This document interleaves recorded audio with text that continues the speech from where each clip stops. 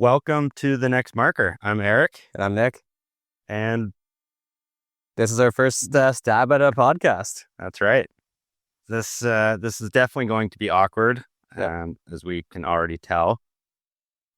I think to kick it off, Nick, let's talk about what we want to achieve with this podcast.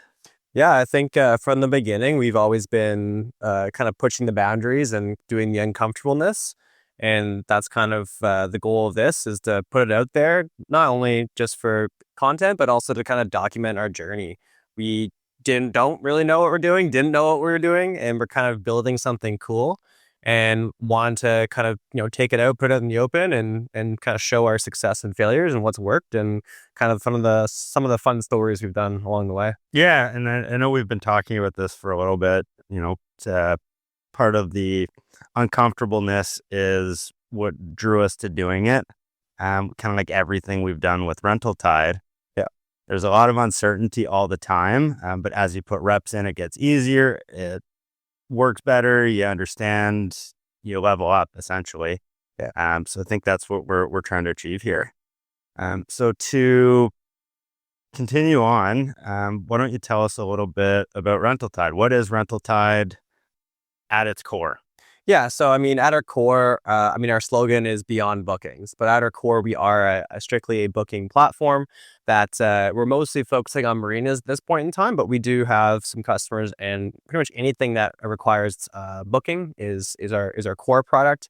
But then we did take it a step farther and we started to integrate some of the in-person stuff. So our point of sales, ID verification, waivers, and then, we'll get into it later, but we also kind of got into asset tracking and some of the more, the buzzword of AI and trying to figure out some of the risks, I guess, behind rentals. There's a huge risk. So we paired it all together into this one bundled application that we are now marketing.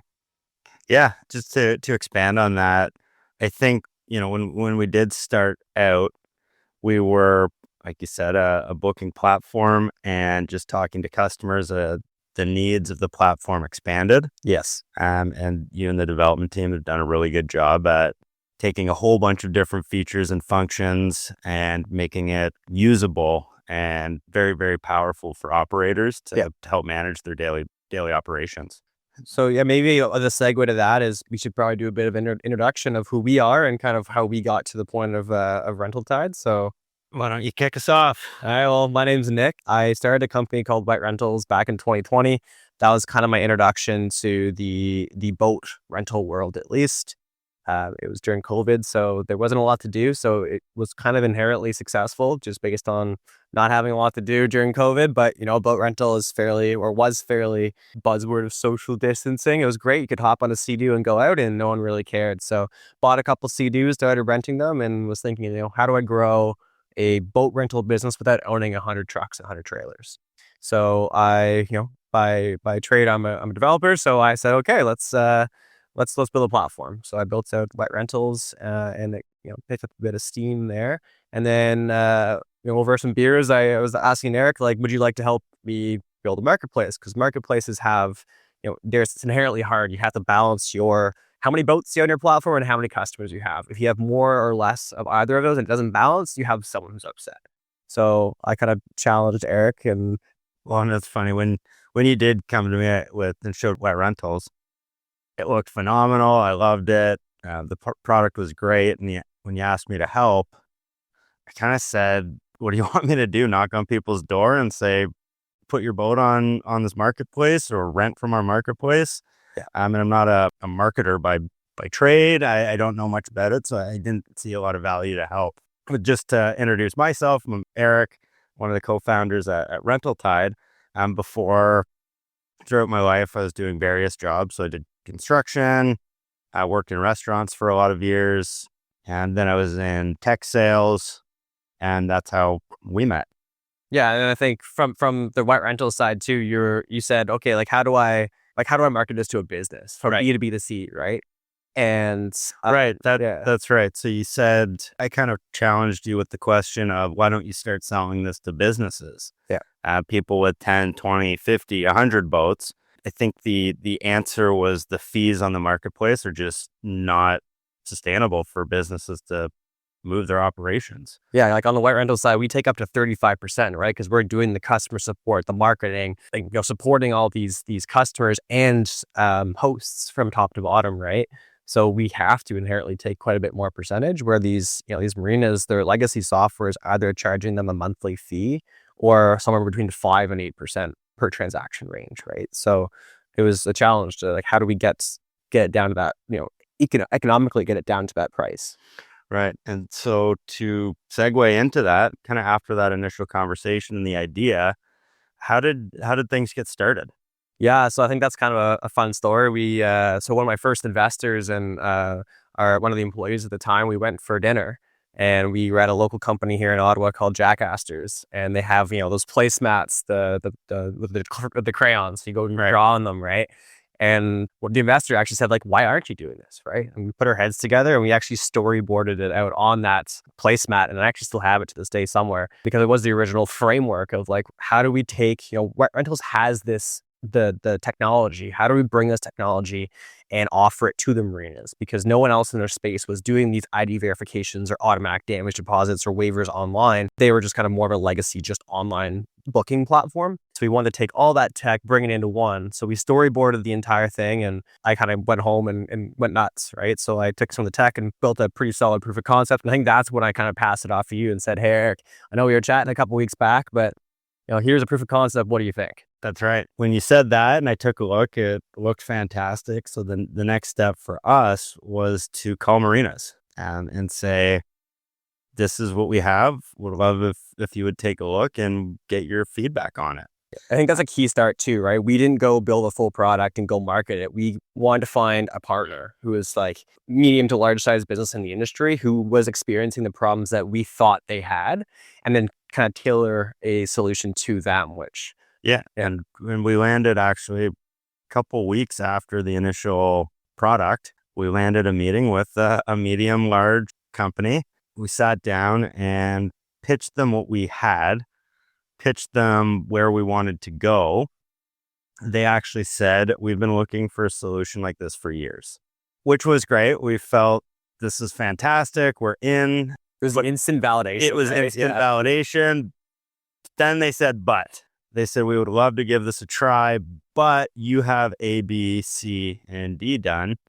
But we need E, F, G, H, I, J, K, and we need it live in 2 months. So that was the challenge. So we did have instant validation, which was fantastic. Nick and the developers, they went to work. It showed that their work was useful for real business. And we would have a viable product, but we did have a lot of work to do. So do you want to talk about that? We could call it 60 days to live. Yeah, I mean, definitely lit a fire under our ass. That's for sure. Like you said, like we had a a solid proof of concept, but we did have to complete the rest, and it was a huge motivator. But also, we kind of realized the scale of work that had to be done. We're working with people's livelihood, and we're talking tens of thousands of bookings that go through as one business, and we have to support that. And it's kind of was the oh shit, this is a real product, a real business, and we have a responsibility here to build a product for them.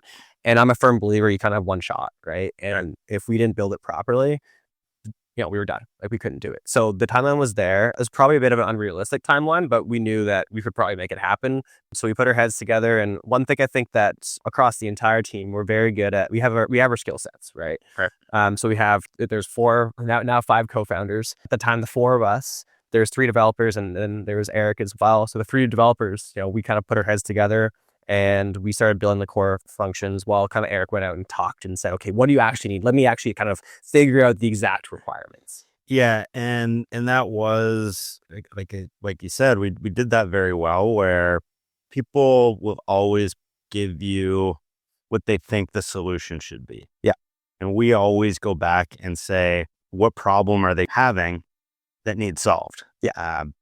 So when someone does come to you with, oh, it would be really cool if you guys did X and did it this way, we always look back and say, why do they want X and why do they want it done that way? A lot of the time we do find it's user interface. Yeah.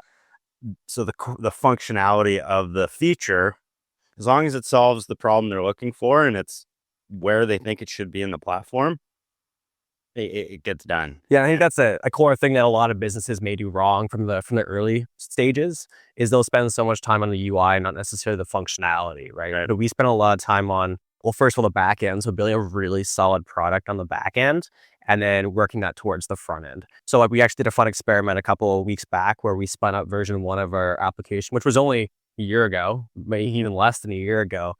And the cool thing you see is that the functionality is very similar. Like, yes, we've added some features, but the core functionality is very similar, but it just doesn't look good, right? That's the core thing. It takes like 3 seconds to lose someone's trust, but it takes a long time to build it, right? So we wanted to have the product that was functional, and then we could work on the design of, where's the button go? And like you said, like sometimes the feature request we get is this button makes no sense to be there, which is an easy fix for us because it's functionally correct. It just needs to be moved. And then when you look at our platform now, it's night and day for the look of it, but the functionality is still fundamentally the same, plus obviously some feature add-ons. Right. So maybe that, I'll pass it off to you with maybe mention some early wins that we had. Obviously, it's not like partnering with this customer is a big win, but I think there were some other big ones from the beginning as well that helped us along the way. Yeah. So the early wins, like the first partnership we had, actually the funny story about our first customer going live. Yeah, actually, that's a great one. Was I would say I'll spin it off for this one to start, but I had a problem, right? And I said, hey, Eric, you're the sales guy. our first major problem. First major problem. Yes, I have a, we're racking up server bills here, right? We're talking $200-$400 a month. And the second customer that ended up going live, which is the one we partnered with, we have to spin up production servers, right? Which costs a good chunk of money. I said, hey, Eric, I need $500 a month. And we were at a point where we didn't have pricing set. We were experimenting with a few things, seeing what would stick. And for that, well, the nice thing about bootstrapping and being early stages is you can be flexible and you can get creative. Yeah. So typically people run to try to get funding to help pay their startup costs. Yeah. And we said, how much is it costing us to run? Obviously, we're not getting paid for our sweat equity, but physical costs of running. And you said $500 would go a long, long way. And so what we did, we blasted out a little email campaign. I called the people on the campaign that opened and clicked on an email. Typically with email campaigns, for anyone that knows, you don't get a lot of opens. You rarely get replies, but when they are clicking and you see that they've clicked it or opened it 10 different times, you've definitely struck a nerve. So I called, just went down the list, and after a few dials, we had speaking with a team in California that needed a solution. Yeah. And we pitched it to them. And at the end, when we got to pricing, they were on board, and we said, what are your systems right now costing you, or what's your website costing you kind of at the minimum? And they said $500. And so we said, if you're interested, we'll give you kind of the deal. We're never going to give deals like this out ever again at RentalTide, but this is your offer. And they were live in 3 days after that. Yeah, I think that was another great partnership we made too, right? Because they're, well, first of all, very low maintenance, which was fantastic. But also we try features, but they love to try features and they give us that honest feedback. I think any company starting up will have those first couple of customers that, they may not be making as much money, but they work pinnacle at the time that we sign them, and we want to honor that. And obviously, they're super excited to try new features because they're part of the family. They've been there since the beginning, right? Yeah. And I think that was one of those ones, like the first two were the big ones where they really did shape how we built the business. So after that first big problem we solved, we're still talking very, very early stages of RentalTide. First customer went live.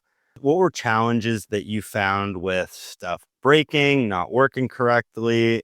Now that we have a live customer, things are it's real. It's live. Money transactions are going through. There's not a lot of room for error. What was your experience on the development side of that?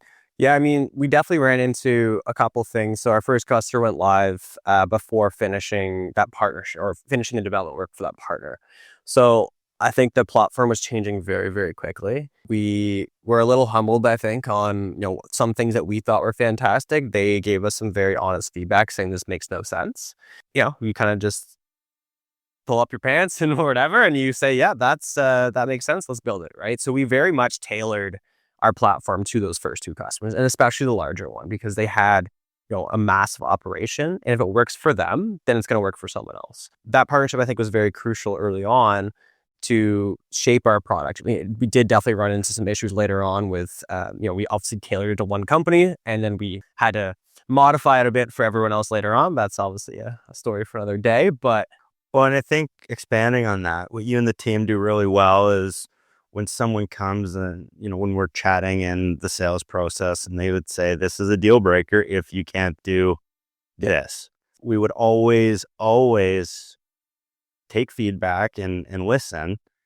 And the question we always ask was, will everyone else need this? Will anyone else use this? And if not, how do we make it available without cluttering up a system? So there's features that maybe 10% of the companies will use, but we still need to support. Do you want to talk through how you design the RentalTide to be able to support hundreds of different features, but still being easy to use? Yeah, I mean, like early on, I think it's bounced around a couple different features over time, but early on, we just called them integrations. So our core product was always the booking platform, and then we'd have integrations, which later turned into App Store. But early on, they were integrations. They're essentially just feature flags. So hey, if you want to have that point of sale system with a physical terminal, well, go enable it, right? So when someone was joining our platform, they would have our basic core product, and then we could adapt it to their use case. And we've taken this a whole step farther in our newer product. But early days, it was very much what do you guys need? Let's enable it for you. I think to your point as well of listening and kind of implementing some of these features, is we were very good and still are very good at listening and figuring out or balancing the nice to haves and the crucials, right? Critical. We don't like reinventing the wheel. Not something that's a theme throughout all the podcasts and our company that you'll hear, is that we don't like reinventing the wheel unless we absolutely have to. So occasionally we'll get feedback like, hey, I wish you did like online shopping or like online merchandise. I'm like, well, go with Shopify, right? They're fantastic. So we don't want to reinvent the wheel. They have a great product and great integration that we can integrate with, no problem. But kind of drawing that line. And then also on the development cycle as well is balancing the really tough tasks to accomplish and the nice to have. So we sprinkle in the easy wins to keep everyone happy and show our development. But some projects we work on for months. Like we are a very quick development cycle, but right now we're rewriting an entire database. That's a 6-month process that we've done so far, right? And we're only a year into our project. But then while we're doing that, we are sprinkling in the obviously the bug fixes and maintaining our platform and continuing to grow our features. So if we move on to kind of went through the things breaking, how we had to fix it. What part of the business would you say caused you the most stress in those early days? Yeah, I mean, I think off the bat, once those two customers went live, there was only 4 of us, and we introduced them to one of our internal and kind of external tools called Slack. And yeah, we were up till, first of all, they were 3 hours behind. So on a Saturday, they were open till say 9 p.m. So it's midnight our time on a Saturday, and they were open 7 days a week. So someone was on call almost 24 hours a day between those two customers. And I think that definitely, the classic work-life balance conversation, but we had to do it, right? So I think no one really complained. We all kind of just did it. We were all exhausted we're still all exhausted, but we were very exhausted the first 6 months of operations. And we also had to learn a lot because we had to draw a line between us supporting our software and us not being operation managers, right? Because we introduced our Slack, our internal tool to the customers, sometimes we get questions like, hey, like, can I do a refund? I'm like, can you? Yes. Should you? I'm not sure, right? That's not my call to make. And really drawing that boundary. And I think, we all kind of, we were new and excited. We wanted to help as much as possible, but we still were very cognizant of that barrier that we had to create. Funny with that one as well, not being operations managers, even within the platform today, there's things that should almost never be done, like sending a boat or an asset out without collecting a damage deposit. Yeah.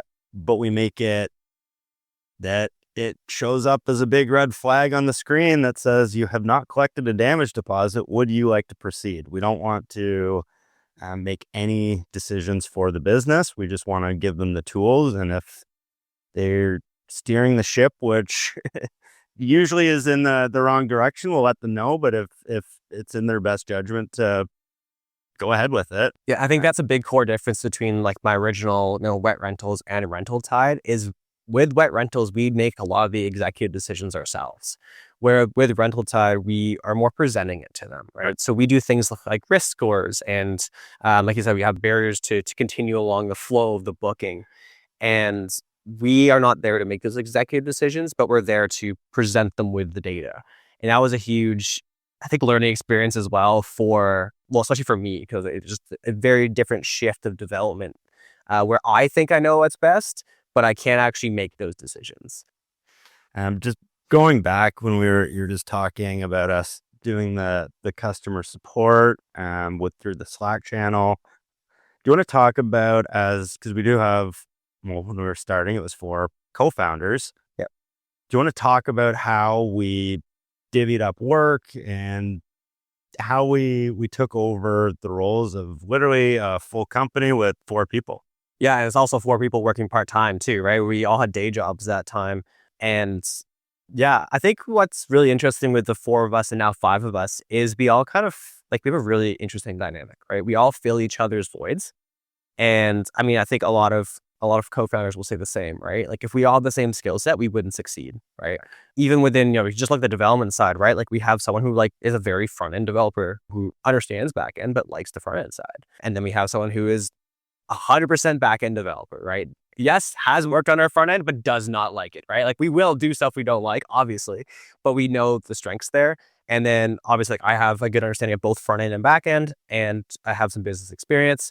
And then you just pioneered the sales side of things. And even, when the sales kind of dried up a bit in the summer, you jumped on phones and customer support, and it was uncomfortable. And I don't think you didn't like it. I did this customer support. I wasn't a huge fan of it. It was something that had to be done.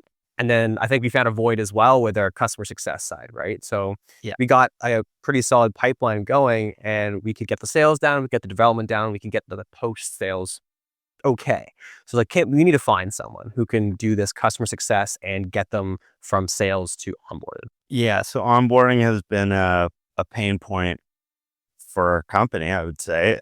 It's not the easiest thing. We were speaking the other day about like iOS. When you buy a new iPhone, you hold up your old iPhone beside it and it transfers all the data. That, in a perfect world, we'd love to do something like that, but it's not the case. We do have to add their listings in. We've got to get their Stripe account set up. If they have terminals, we have to order the terminals, ship them the terminals. We've got to integrate with their website. And most of the time we are working with people that aren't huge tech nerds. They love the water. They like being outside. They like working with their hands and talking to their customers. So I find the burden's on us to make sure that things keep progressing. Well, I think almost every operator we talk to has a solution that works for them. They know they can do better, but they're happy with their solution within reason, right? And that could be a solution like a whiteboard on a wall, right? We see it all the time. Clipboards or whiteboards on walls, right?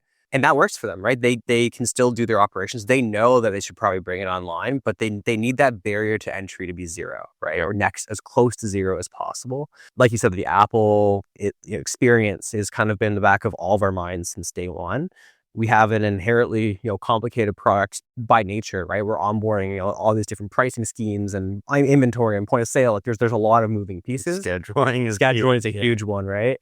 So how do we make this the barrier to entry as 0 as possible? And I think that fundamentals are that's a fundamental across our entire company is you can go on our website and sign up today, right? We don't have the you must book a demo or you have to go through or we have an onboarding fee or anything like that. We don't do that, right? We really took that Shopify approach of go sign up, go have fun, go play around, let us know when it breaks. And there's pros and cons to that because obviously some people will sign up and say, whoa, it's too complicated and they'll leave. But we wanted people to be able to go and sign up and play around. And we have had people who said, yeah, this is great. And they've signed up from that, right? And then also something unique we do as well is during the sales cycle is we spin them up an account. We say, go have fun. So when I'm demoing customers, for the most part, as long as I have enough time beforehand, an hour or two, I'll set up a site that has their listing in their language and their pricing. And they always go, "Oh, that's my boat." And they say, "That's my boat." And I say, "Yeah, once you understand how to use it, it's pretty easy to use. We'll do as much as we can, but we will need you along the way." So I think actually in the last few months, we've gotten much better at finding a process and a flow that works for us as well as our customer. Mostly for the customer, because if you give them a checklist of 50 things to do, they get overwhelmed and they say, "Do I really need something different?" Yeah. And I think that's a mindset as well we have is how do we get from the 5 million to the 100 million without 10xing our staff count or 10xing the workflow, right? So obviously the first couple we handheld along the way, but we always think of how do we make this easier? And that's for everyone's benefit, right? We want customers to kind of be able to onboard themselves if they wish. So yeah, maybe we can touch on when did this stop feeling like a side project for you at least? I think honestly, when you showed me the idea, Yeah. when you had that first product, first version of it, Well, I think I came to you with a website already built, the name, the logo. I said, here it is. basic product, It. yeah, first version of the product, and I saw it and went, "This is phenomenal. How are we going to do it? I don't know, but this isn't a side hustle. This is a company. Can be a massive company. We just have to put the work in." So I think I've always treated this as this is not going to be a side project at any point. The second we start treating it like a side project, we will fail. Yeah.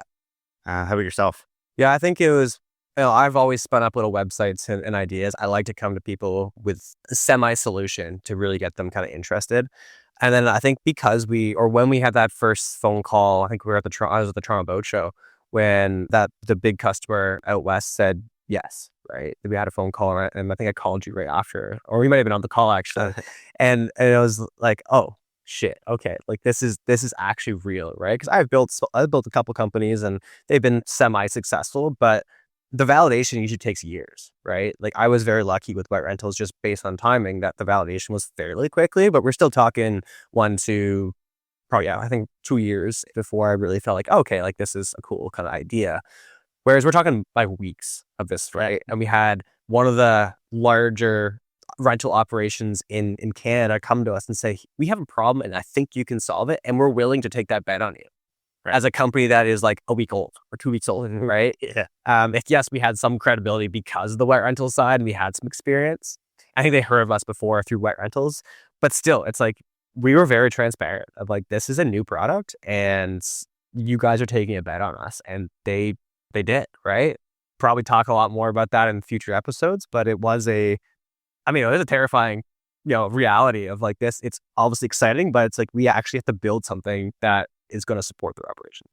So I think, we covered very high level, a lot of things. Yeah. Again, episode 1, not going to sound great. Yeah. But like everything we do, we try it at least, and we go from there and expand on it, get better at it, improve every time we do something. So yeah, and I think that's back to the beginning. That's the core reason why we even exist is we did something very uncomfortable to us, right? Like we're building something new. We do things we don't like to do things that we have no idea how to do, but we are learning and we're growing. And that's part of the idea of this is let's just get it out in the open. And I think it's very valuable to see that growth from our side as well.